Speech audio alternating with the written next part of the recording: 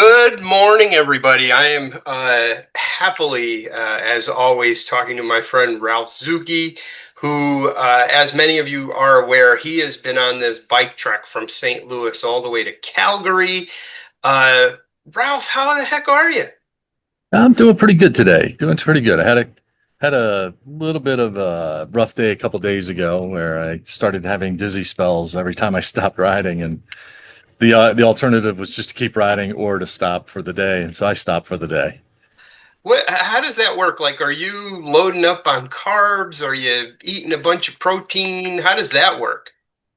Um, you know, you try to eat as much as you can, and the challenge is I'm on Ozempic because I'm diabetic, and so eating solid food is there's only so much I can take in at a time. So I was told that if need be, try to do it with liquid calories. Although my doctor did point out when I asked him, I said, "Oh, you mean like beer?" And he said, "No, no, no, not beer." So things like Boost and Gatorade and stuff. And so what happened the other day though is I was in a really small town the night before, and we had a good dinner, but when we went to try to get some breakfast in the morning, we realized there was absolutely nothing open in the morning in this Hmm. town. It was, I think, a town of, it said 900, but to be honest, I'm not sure it had that many.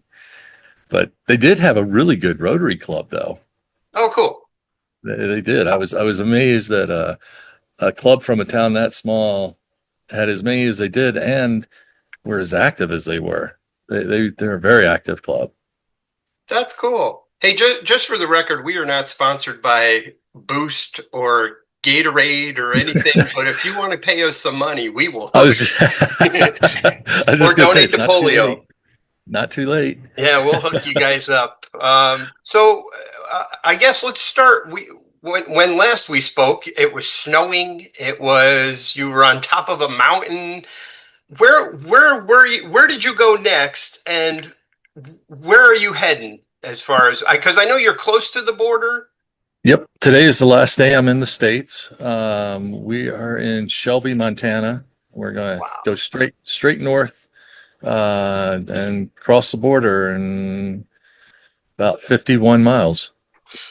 Wow. So get us back to where you were on top of a mountain and kind of your next couple of stops and I know you've been on some crazy adventures this past couple of weeks because now we're just past 6 weeks, I think, 6 weeks in Yeah. on your trip. Where did you go and where have you been and where in the world is Carmen San Diego? So I think the last time we stopped off, we were just getting into South Dakota Yep. and did some riding in the Black Hills. And that's where I got sleeted on, and we had flurries one day, and apparently the day before they had 5 inches of wet snow. We could see a little bit of remnants of that. Mind you, when I left, it was 88 and extremely humid.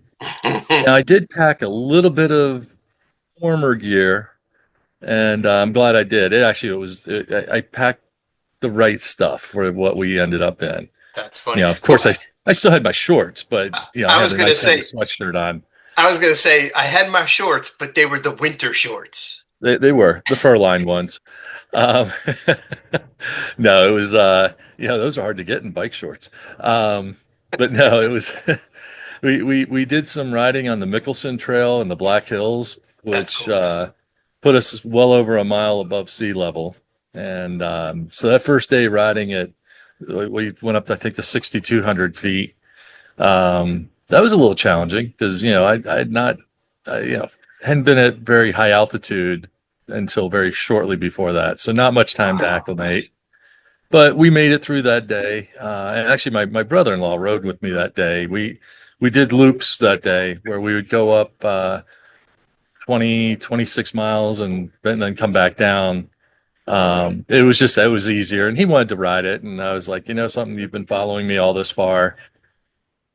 If you want to ride, you should get a couple days to ride. So we did that, and that was a lot of fun. I don't get a ton of time to spend with my brother-in-law, and I really like my brother-in-law. So uh, we had a really good time. And then the evenings we were just finding crazy things to do. We've seen a couple concerts. Um, we learned about an amazing festival that I think I'm going to have to come back in January for, called Burning Beetle. I'm not sure. Did we talk about Yeah, that we talked before? about that last week Okay. Okay. or So we last won't go time. into that. Okay. So, but that was some of the stuff. And then uh, we've had an incredible host. And in fact, we've had incredible hosts from day one. Every place that we've stayed with Rotarians, they've been great. I mean, uh, nice accommodations. If I'm there for any length of time, because sometimes I'm there where we're waiting for the next driver to come in, or it's just a scheduled rest day. They'll take us and show us, around town, or in some cases, 2 hours from town when we went to Devil's Tower, which was quite amazing. So, Chad Baker is actually the one who sets up a lot of your stay and your travels and your appointments. He hasn't hooked you up with any like Motel 4s or anything like that? He did put us in one motel, and that was, to be honest, he had no choice. There was nothing else in this town. So, and it actually, it was clean. It just felt like you were in a bunker. It was like cinder block, Oh, It's, yeah, I mean, it was fine. And actually the owner, well, I think it was the owner's son, ran the place, and he was quite nice. And, you know, you have to take it. I don't expect to be in the Ritz, and that's fine. yeah. Because to be honest, most time it's just a bed for me, a bed and a hot shower. So it's Motel And 3. yeah, Motel 3, they're okay. That's Um, cool. but no, I mean, we end up in some places that, again, I don't mind, because I only look at it as just a Yeah. place to get some sleep. As long as the bed's comfortable, there's no bugs, and there haven't been. I got to thinking about it this morning. I've slept probably in 40 some different beds on this trip so far. So, That's yeah, great. yeah. Well, That may I would not sound imagine. good if you take that out of context, by Yeah, the way. yeah. Gotta be You have a careful about very that. you have a very loving wife, clearly. Yeah, I do. It's funny because I was thinking bugs, can bugs survive in that kind of altitude? Oh yeah. Yeah. Unfortunately, yes. So Uh, what are some of the cool stuff that you have done from this leg of the trip here? well, let's see. When we came out of uh, let's see, where were we coming out? The Black Hills. We went over and ended up going over the Bighorn Mountains, Oh which, wow. kind of a neat thing. The Bighorns are the tallest mountains. If you go east from the Bighorns, you'd have to go all the way to the Swiss Alps before you'd have higher mountains than that. Wow. Going east. Now going west, you just have to go over to the Rockies. But Yeah, yeah, yeah. we did a pass on there. It was Powder River Pass, which is sort of on the south end of the Bighorns, and we scoped it out the day before, because I was entertaining the thought of actually riding up this pass, not knowing that at that time it's I see that pass is 9,600 feet, I believe, and also not realizing that there's three runs going up to the top of that pass that were about a mile to a mile and a half long at an 8% grade, which, I gotta tell you, my truck struggles at an 8% Yeah, grade. yeah. And I knew very quickly that it's certainly not with the rickshaw. And then by the time we hit the third uphill, I was like, yeah, there's no way I could do that. It would take a day and a half for me to do that. Wow. So we kind of cheated a little bit. We drove to the top of the pass, and then I got on my bike and rode down the other side, which puts me into a place called Ten Sleep Canyon.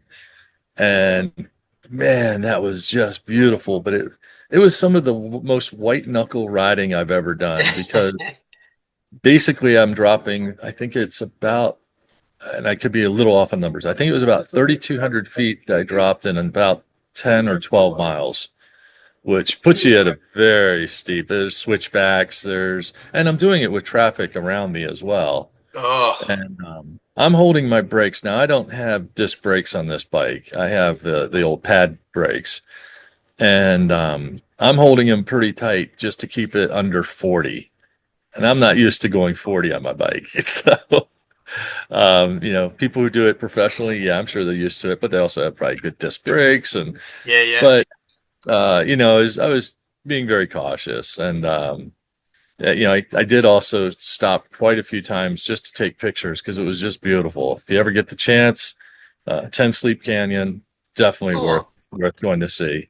And then at the end of the canyon, you get done riding, and the last 8 miles, while it's still downhill, it's not crazy downhill. It's like another 1,000 feet over 8 miles. You end up in this little town called Ten Sleep, and Ten Sleep ended up being a really fun place. I met with the Rotary Club from the next town over at Ten Sleep that night. Then I gave everybody rides. The Ten Sleep, I don't know if it's bar and restaurant or saloon and restaurant. I can't remember exactly, but awesome place. The food was great. It's really funny. I ordered a pork chop and it came out. It was bigger than the plate. And I turned to the waitress. I said, "Oh, ma'am, I'm sorry. I ordered a large." And she just looked at me like, "What?" I do that all the time. Drives my wife nuts. That is so funny. So, well, it's bald guys. Yeah, yeah. Um, so anyway, and just had a great time there, and that was a real fun night. Afterwards, we ended up over at a little microbrewery that was at the base of these red rock hills, and having the sun hit off of that at the end of the day was Wow, it was just really cool. Yeah. that's awesome. So that, and then a few days later, let's see, I ended up in Cody, Wyoming, which another beautiful town. Lots to do. Um, didn't meet with a full club, but we did meet with some of the members of the Cody Club. They were a lot of fun, and they gave me that we had a day off in Cody, and so they gave us suggestions of things to do, and we did. We went to a show. It was a dinner. They call it a dinner theater, but it was more like a concert. But the people who were playing it was let's see, five members of this band. They were phenomenal. I'm like, man, they were a lot of fun. And ended up the next night we're out at my host, her daughter and son-in-law have a little house nestled up in the hills, and we went there for a dinner. They made a homemade dinner. It was absolutely phenomenal. They introduced us to this slushy drink that was absolutely amazing. I'm like, mine was key lime, and I gotta tell you, it was like a key lime slushy. I don't know what booze was in it, but there was something in it. It was really good. And I was like, do they sell these in buckets? Because I would do Oh, that. oh God. So, and then we ended. We're Oh, clearly getting our carbs somehow. yeah, oh yeah, we're working on it for the most part. Um, but it was really fun. So the people who showed up ended up, four of the members of the band I'd seen the night before showed up. So it was really fun. We got to talk a bit, and it was just a really fun night. And then they capped it off at the end with a home fireworks display. And boy, they didn't spend, they didn't spare any expense. It was a pretty cool. It wasn't real long, but they were pretty cool. Yeah, yeah. Um, and it was a lot of fun. I really enjoyed my stay in Cody. The That's president awesome. of the club owns a company. I think I sent you a picture of all the beef jerkies on a wall. Yeah. She owns a company in Cody that's some of the stuff that she sells, and it was just really funny. When I saw that, I instantly thought of you at Bucky's. Heck yeah. Bucky's, greatest place ever. Now, I just want to go on record. We are not sponsored by Bucky's, but if Bucky's wants to throw us some If they cash want- and some jerky, I'm in. So, and then after that, we ended up in Red Lodge, which is another just beautiful little town. We were the host that we had owned a little. It was a log cabin right in the middle of the town. There's like I don't know, 10 or 15 of these log cabins. Are all different, built in the 30s. They were for the workers who were building the highway in that area. and they were just the coolest little cabins. And we were told that, you know, when you walk out the door, to just kind of look around because it's not unusual to have moose or bears, or in our case, we saw lots of deer and turkeys right outside our door. We didn't see any moose or bear, but I Wow. was looking. Wow. Walking out at night because it's so dark outside because there's no street lights and it's dark. And I'm like, I'm hoping I don't see any bear out here at this point. That would not be good. But it was a really cool little place, and uh, we had an afternoon where I decided, hey, let's go up. I'd heard about Beartooth Pass. And this is sort of like the northern edge of the Rockies, or of the I'm sorry, the of Yellowstone. Yeah. So you actually, I think you end up in the park on the north side. It doesn't lead you into the main part of the park, but uh, we decided to go ahead and just drive up because everyone kept saying, "Oh, it's a beautiful drive. You should check it out." And I was really debating, do I take my bike with me or not? And I ended up I didn't, and I really wish I had because this pass, you start out in this lush valley way, way down, and you start doing these switchbacks, and these switchbacks are pretty intense. They're going way up, and you end up going above the tree line, and then you also end up in a snow belt where it's there was still drifts that were 15 feet tall. Ugh. Now the roads were totally clear, so that was fine. And I thought, man, how cool would it be to just go down this? That was a 5,000 foot drop in like, I think again, maybe 8, 10 miles at most. And I was like, that would have been a cool ride. But, and I was going to try to do it the next morning before I got onto the big ride that I was supposed to do that day. And it rained a lot the night before. And again, I don't have disc brakes. And Yeah, yeah. I decided that maybe I should, be a little safety conscious and we'll pass on it this time. But on the way home, we are going to take a look and see, and I might try to do a time lapse video going from the top to the bottom. Oh, that'd be cool. Yeah, I have Chad's GoPro, and I'm starting to play with it a little bit. I haven't had time. I mean, he loaned me this GoPro, and I really need to use it because I think there's some cool features I could do some neat things with. But Yeah. although the last few days, to be honest, I didn't really bother because all I was doing was that was the ups and downs of the trip. The last 4 or 5 days I've been in very flat, very Yeah. lots of wheat, lots of, let's see, what's the other oil? Is it canola oil? I think it is, flowers, which is really nice because they're in bloom. So they've got these fields that are miles long, all yellow, and it's really pretty. I would have taken a picture yesterday when we were driving through, but it was raining all day yesterday, so Nah. it wouldn't have been a good picture. And I woke up this morning, it's really foggy out this morning, so but I can ride in fog. I'm not worried about that. As long as it's not snow. No, it's not snow. It's pretty nice out. It's perfect riding conditions. So changing a little bit on my questions here, as you're Mhm. going up to Calgary, are you meeting Rotarians that are like actually going to Calgary that you're gonna see again? Yeah, yeah, quite a few, quite a few. Oh, So I'm really cool. excited. It'll be really nice. And really from pretty early on, there's been quite a few who are like, yeah, we'll see you in Calgary. I'm like, That's awesome, that'll awesome. be fun. So, and then actually the hosts that we were with the 2 nights ago, they weren't going to go, but they're kind of thinking, yeah, maybe we'll run on up because from here it's not that far. Yeah, it's like a So, stone's throw or whatever they say. it's like well, okay, from Montana, that's a stone's throw. It's about 4 hours. Oh, okay. I, Montana's a big state, so I grew up in Connecticut. You could drive Connecticut twice in four yeah, four hours. hours. That's Yeah, crazy. yeah, it is pretty nuts. Montana is actually turned out to be a much more challenging state than I expected because it's so big and it's so sparsely populated. There's only highways. All the state roads are highways, and there. I, I'm not sure if there's really a speed limit or not. I mean, and I'm not kidding.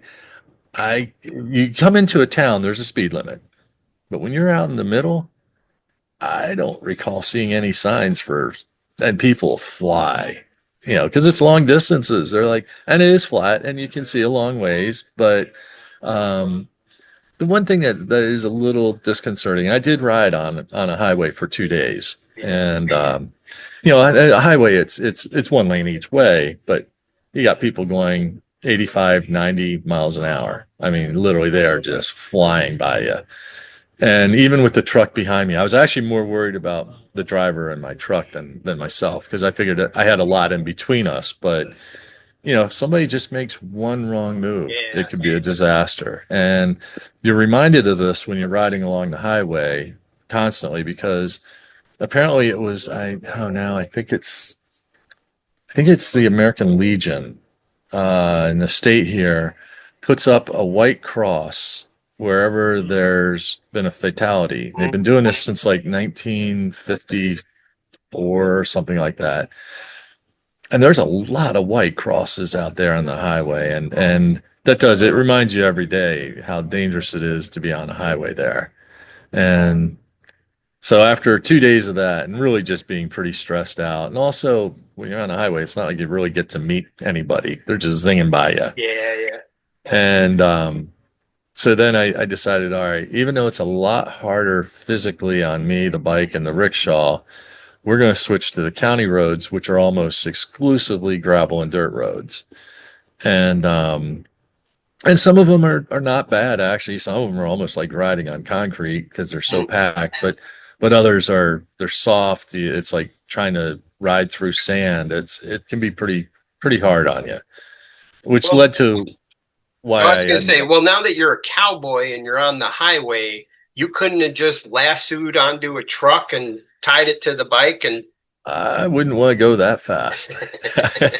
Seriously, it's insane. I mean, uh, you know, and you also have people passing each other, so they're going even faster at that point. yeah, I couldn't do And that. I don't like and there's walking on times, roads.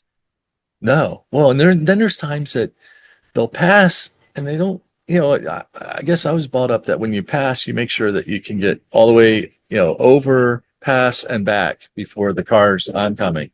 Here, if the car's oncoming, that car that's coming at you just goes over and goes into the shoulder of the road, and you're thinking, oh my God, no.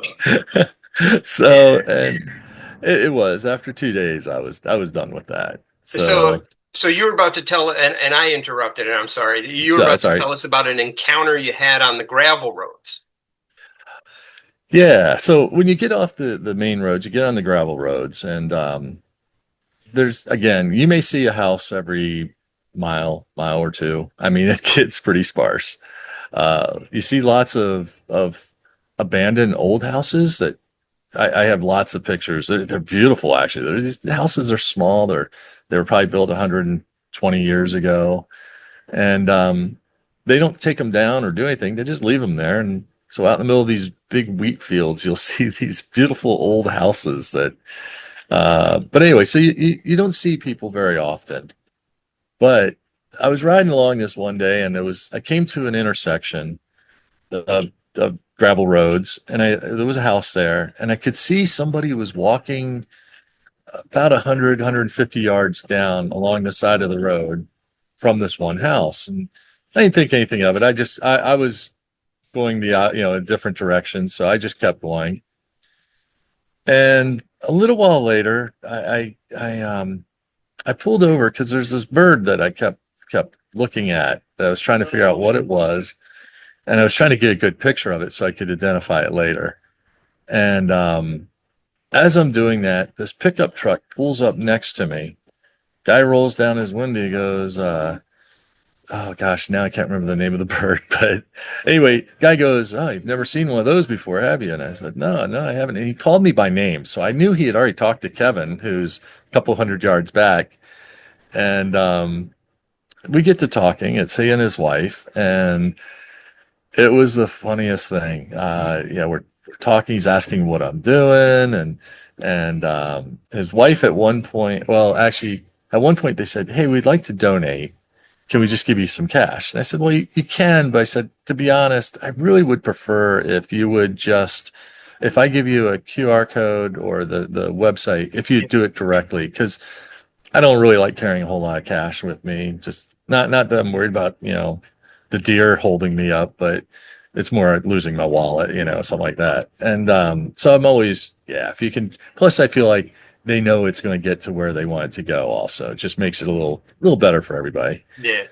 But I didn't have any of my QR code postcards on me, so it was back in the truck with Kevin, which was about 200 yards back. So I said, I looked at the wife and said, "Hey, hop on in the rickshaw. I'll give you a ride back to the truck. We'll get you the QR code." And at first she's like, "No, no, no, no. I don't want to do that. I don't want to do that." So no, no, come on. I have ridden 1,300 miles to get to this point to give you a ride. You need to get in. So she kind of laughs. She gets in. Well, the moment she gets in, I start to take off. She's just like, "Oh my God, this is awesome."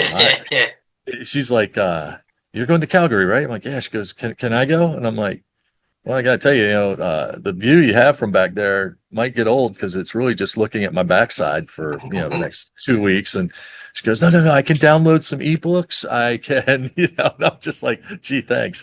Um, so anyway, I gave her a ride back to the truck. We got the card, and then the husband also then turned around. He drove back, and we ended up having this conversation for like 20 minutes. He's asking me questions about he had heard about a case of polio in Gaza, and I got to tell him about the fact that they were able to negotiate a 3 day ceasefire, I think twice, and they immunized 600,000 kids in Wow. 3 day periods, which is astounding. I said, that's part of why I'm so proud to be a Rotarian is that because of our neutrality in politics and religion, we were able to do things that very few other people could possibly pull off. And I said, that's what makes it so special to me to be in this organization. Yeah. And he was very impressed with that, and as well as some of the other, we were sort of giving him the history of Rotary and polio, and I'm sure they donated because they were very excited about it. My hopes is maybe they'll look in. It's not a really close Rotary club to them, but there's one or two that would probably be within an hour. I don't know if they would be willing to do that, but Or start your own. yeah, although it would be hard to find people out there. I mean, literally, they were just in between. I think they were in between Livingston and I'm trying to remember what the other side was, but they were like right in the middle. There's not a whole lot there. I'm sure you could bend the rules and have a couple cows be members or a couple Yeah. horses. There's ways to do Well, it. if they could bring in antelope, then Yeah. they're fine because there's lots of those. Oh, that's funny. That is So, funny. So you mentioned your driver, Kevin King. I mhm. know he's with you the rest of the way. Is that the Yep, what's yep. going on? So, we had, I think the last time I talked to you, Mick Yeah. was just coming on. And then from there, Mick went from, oh, was it, just, let's see, he came on in no, right before Rapid City and, in Cody, Wyoming. And he spent, I think, 10 days with me and got me all the way over to just north of Billings. And then Kevin drove out, caught up to us, and then Mick took Kevin's truck back to St. Louis. Like I said, the logistics of bringing in and out people have been pretty challenging because we're not necessarily near any kind of major airports. Billings we could have probably done it, but we didn't know where we would be at that point. And so, it's just some challenges with that. And then after, Mick left, I have Kevin, and Kevin's going to be with me all the way to Calgary, and he's getting ready to go to his first international convention. So I That's think he's cool. going to have a really good time. Yeah. And then Yeah. you guys are driving back together. Is that how that's working? Yeah. Whew. What was that? Whew, that's a long trek in the truck. So yeah, it's 1,750 miles to drive home. Wow. That's if we take the interstates. We've been talking, and it's like, we might take the fun way home. There you go. So Um, Well, I've I'm seen the sure. post. So he looks like you guys are having a blast out there. Yeah, yeah. Well, this is his third time. He knows the drill, and he knows we're going to get to see some pretty wild things. Just the other day, we were in a place, Havre, which is a small. Well, I shouldn't say small. For up here, it's actually a pretty good sized town in the north central part of Montana.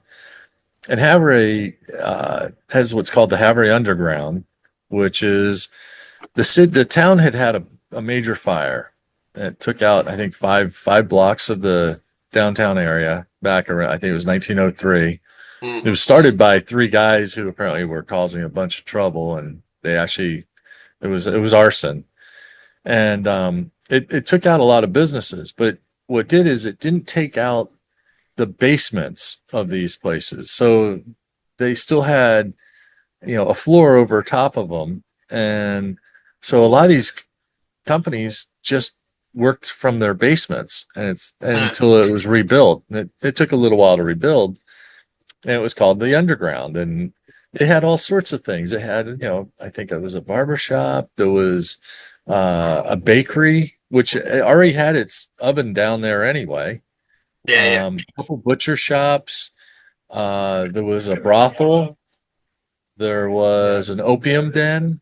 I mean, Havre clearly was, when you think of the Wild West, That's it. this sounds like exactly what it was. I mean, they have no qualms telling you, yeah, it was pretty crazy here. That's awesome. Um, there was a point where the railroad almost didn't go through there because they thought it was too nutty, and the owner of the railroad came, and apparently they were on good behavior for 2 weeks, and then he left, and they were back to usual. That's awesome. So, but it's fun. You get to hear the stories about these towns, and they're entertaining. And then after we did the underground tour, they said, "Oh, you should go up to the Palace, the Palace Bar, which has the oldest back bar in Montana." And so we go up and look at it. It's beautiful. It's really nice. Come to find out, it was made in St. Louis. Hmm. So, and I was like, no surprise. The Missouri River doesn't run too far from it. It's, I think, Wow. about 30 miles south of it. Benton, I think it is the last town that the riverboats could navigate up the Missouri Uh, River, and that's just south of here. And so, and we went to that town, and that was a beautiful little river town. Um, but that was where the river, that was as far as the riverboats could go. that's cool. Well, as And we are winding up here, is there anything you want to let folks know? Is there anything you want to talk about? um, well, I'm just looking forward to making it to Calgary. We cross the border probably this evening. We're going to be crossing the border. Wow. So So I for got, time frame, today is the 13th, Friday the 13th. Woo! oh, Um, wow. yeah. Uh-oh. But just to give people perspective, because I'll probably have this out in a couple of days. But is there anything that as you're crossing the border, are you anticipating any craziness going on?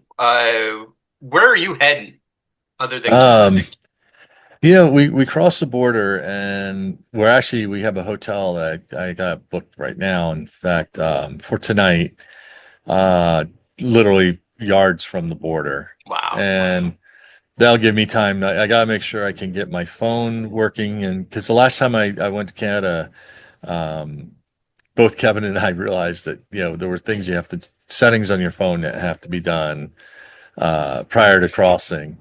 And it makes it a lot easier if you do it before you cross. So Yeah, I'm yeah, going to do yeah. that today. Um, let's see what else. As soon as we cross, we're just going to keep doing what we've been doing here in the States, which is checking out cool things, riding. I'm going to ride a route through a place called Painted Rock, I think it is. And apparently they have hoodoos, kind of like in Bryce Canyon. And I don't think they're as tall as the ones in Bryce Canyon, but everyone said, "Oh no, it's real pretty. You should." So I'm going to make my route go through there, um, everyone says that the Canadian highways are a little bit more friendly as far as for bikes. So we'll see. If not, we'll probably end up on a lot of dirt roads again or gravel roads. We'll make it work. And we actually, I think we are pretty well set up. I think almost every day we're meeting with a Rotary group and Oh, um, staying with Rotarians almost the entire way through Canada up to Calgary. I mean, we're down to, I think after today, I'm at like 250 miles to ride, which really isn't much. yeah, yeah. We're almost there. Yeah, it's nothing. So, It's just yeah, two yeah. fifty. It's nothing. Well, I think when all's said and done, we're going to be between 1,500 and 1,600 of actual miles of road.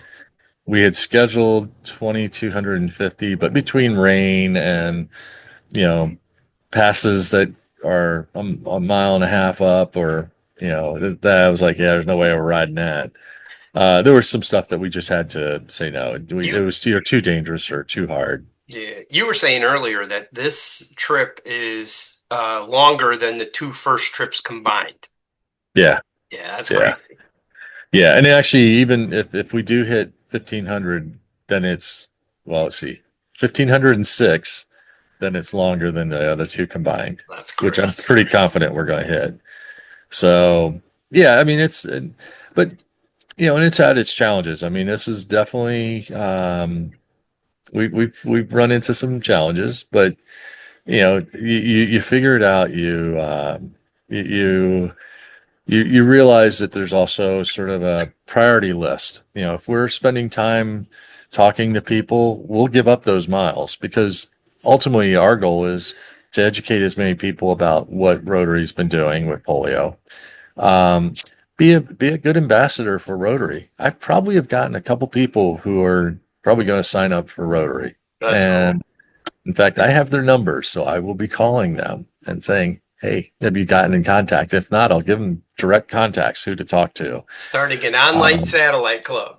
yeah, good. Well, I'm trying to get them hooked up with their local groups, but um, you know, the idea is that this is an opportunity to let people know what we're doing. And in that regard, I think we've done pretty well. I'm Cool. pretty happy. Given that we have been in some really sparsely populated areas, there's almost no place we don't go where we're telling people. I mean, even checking into the hotel last night, we're telling the front desk clerk, because she started asking questions. She's like, "Oh, what's this all about?" So we told her. So she now knows. Yeah. The idea is as many people as possible, and that part I think we've done pretty well. I'm pretty happy with it. I am really looking forward to getting to Calgary. Uh, not that what's in between here and there isn't going to be a lot of fun, but I'm getting to the point where it's like, yeah, we're ready to kind of start winding it down a little bit.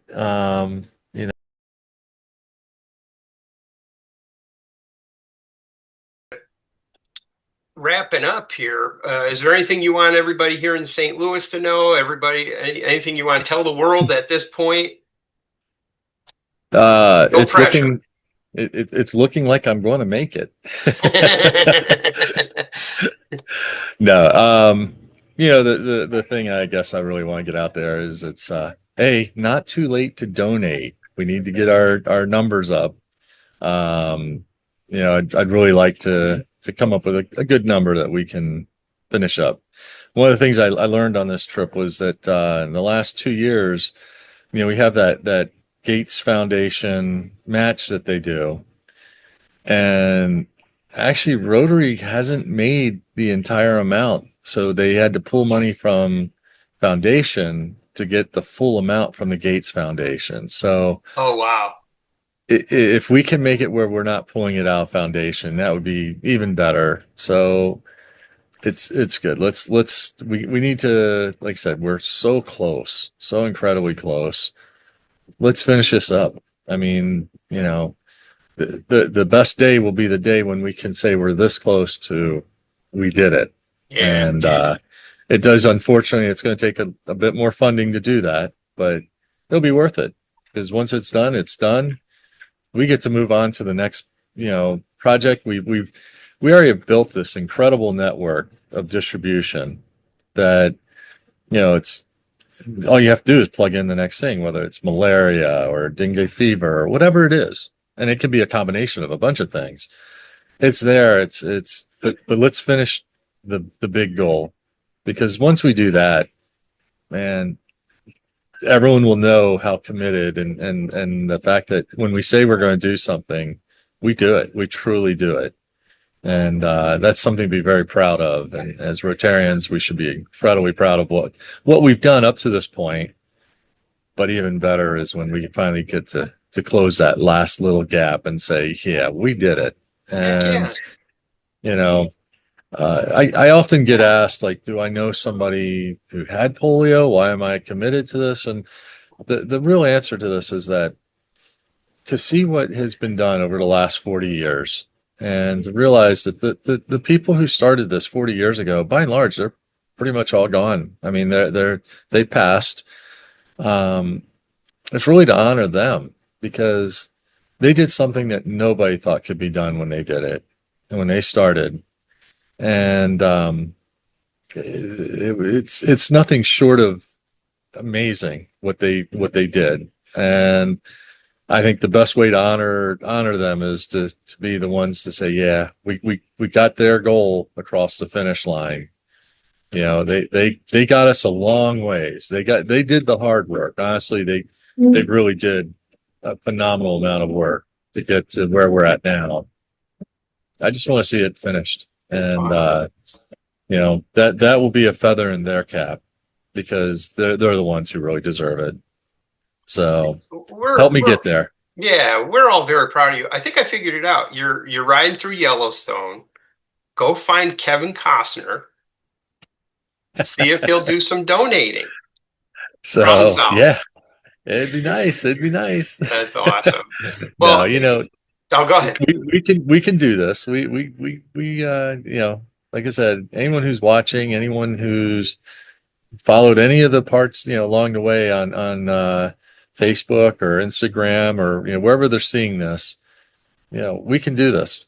You know, it's just small donations combined make a big difference. Yeah, So even $5, a dollar, whatever. whatever it is. Because your dollar So ends up being $3 with the matching exactly, funds. exactly. Very cool. So So, Ralph, uh, we are all very proud of you. I don't know how you get these crazy ideas in your head to do stuff like this, but you really are a superhero. And the folks here in St. Louis, we all love you and miss you. And we just want you to get there safe and then get your butt back here safe. yeah, I know a lieutenant governor who really wants to make sure I get back safe. Trust me, I understand. So, So, but yeah, dude, but if obviously, if you need anything, you got a whole community behind you, and even with your Rotary family behind you. But we are all so very proud of you. well, like I said, this has been a very special thing to be able to do, and I'm honored to be able to do it. To be Awesome. honest, I mean, you know, it's been an incredible adventure so far, and like I said, it's not over yet. I can't wait to I hear about your border crossings going and coming back, because the last time I was in Canada, we went through the security, and the Canadian immigration or whatever they are. They looked at me and they said, "Do you have any fruits or firearms in the car?" And I said, "No." They said, "Enjoy Canada." oh, see, the last time I went through, I uh, I forgot that I had a little teeny tiny bundle of firewood on the back of the trailer that we had, and they ended up searching the entire vehicle, and there was a point where they were like, "Yeah, well, you know, you have to go through this door, and they'll decide whether you're allowed to come in or not." And I'm like, "Oh, you know," Well, but let's face facts. no firewood on the truck. I look innocent. You look sketchy. Apparently, I'll never forget though. We were told to pull into a garage where they were going to do the search, and I'll never forget these five fairly large Canadian border guards come out, and they're putting on the blue rubber gloves, Yeah, yeah. and I turned to Kevin and I said, They did just say only the vehicle, right? That's all they're searching, correct? So, That's awesome.